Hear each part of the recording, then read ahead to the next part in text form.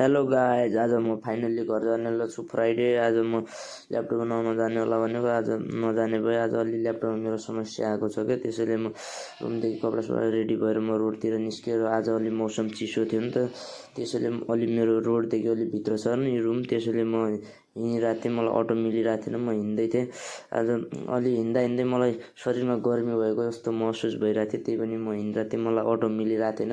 फेरि म जाँदै मलाई बिचरा अटो मिल्यो र कहाँ जाने हो दिदी भनेको त म साइड गेटतिर जाने हो भने, नाइन दिदी म आई लभ धनगढी पार्कतिर जाने हो भने ल हुन्छ त बस भनेर गएँ। त्यहाँ फोटो भिडियो खिच्ने अत्याधिक भिड थियो, त्यही पनि म फोटो भिडियो खिचेर म क्याम्पस रोड जाने अटो फेरि समातेर म क्याम्पस रोडतिर लागेँ। आज मैनगरबाट बर्थडेवाला भाइ आएको छ, त्यसले आज सेक गरेर सुकुटी अर्डर गरेछ भन्ने राखेको छु। ल के गरेर चाहिँ म देखाउँछु। गोर्खा होटलमा गएर ऊ टेबलमा बसिया रहेछ नास्ता लिएर।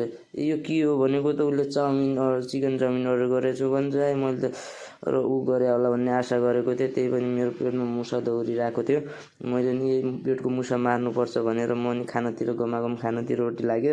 त्यसपछि अनि भन्नु फुलबारी जाने बस लागेको थियो बाहिर, अनि त्यहाँ हामी बसमा नि चढ्यौँ र बसमा नि सिट प्याकाप्याक थियो। लास्ट एउटै सिट थियो, हामी त्यहीमा एडजस्ट गरेर गयौँ दुईजना।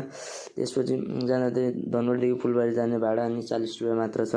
अनि त्यसपछि हेर्दा अँध्यारो नि हुन लागिसकेको थियो। फेरि अँध्यारो हुँदाहुँदै म नि घर पुगिसकेर घर रोड यहाँ अलि चिसो थियो नि त, रात पनि परिसकेको थियो अलि। त्यो यहाँ आगो बालेर आगो ताप्दै थियो। अनि मैले नि एकछिन यहाँ आगो तापेर एकछिन यहीँ बसेँ। त्यसपछि आजलाई यति, थ्याङ्क यू।